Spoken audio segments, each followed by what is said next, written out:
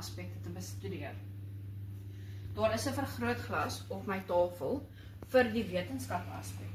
Die leerder kan die vergrootglas gebruik om na verskillende ontkiemde boontjiesade te kyk. Die wetenskap word ook gesien deur die verskillende goedjies wat plante nodig het om te groei uit te beeld. Wiskunde kan ook gesien word op die tema op die wetenskaptafel deur die agterkant van die pakkies te bestudeer. Hierso sê hulle vir die leerders wat se tyd van die jaar die sade geplant moet word, as ook hoe ver dit geplant moet word en hoe lank dit gaan vat voor dit ontkiem. Wiskunde kan ook gesien word op die tafel deur om die hoeveelheid saadjies te tel en die hoeveelheid gereedskap te tel. Tegnologie kan ook gesien word in die tafel deur die verskillende gereedskap wat gebruik is vir die materiaal.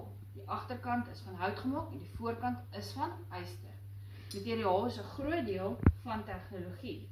Daar is ook tegnologie te sien deur 'n proefloopie te doen met 2 verskillende boontjiesade. Een boontjiesaad is in 'n nat, klam en donker area gehou, terwyl die ander een in 'n lig area gehou is. Die son was geskyn op die enetjie en hy het minder water gekry as hierdie een. 3. Kuns word uitgebeeld op hierdie tafel deur 'n blom wat gemaak is.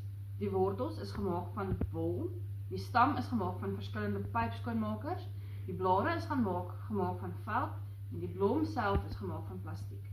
Hierdie wys die leerders dat hulle op 'n kreatiewe manier met verskillende hulpmiddels plante kan maak.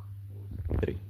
Die rekenaaraspek kan gesien word deur die leerders wat die QR-kode kan skandeer om meer inligting oor verskillende plante te kry, maar die QR-kode gaan vir die leerder inligting gee oor hierdie spesifieke plant. 3. Die ingenieursaspek van die taak kan gesien word deur leerders wat deur hierdie boek blaai en idees kan kry om hul eie tuin te ontwerp, wat later gaan insluit by die kunsaspek as hulle hul eie tuin ontwerp. Daar is ook byskrifte vir elke item op die bord. Dit maak dat die leerder selfontdekking kan doen deur self die woorde te lees. Die leerders kan verskillende sade voel, as ook lees hoe ons sade kry en hoe sade versprei.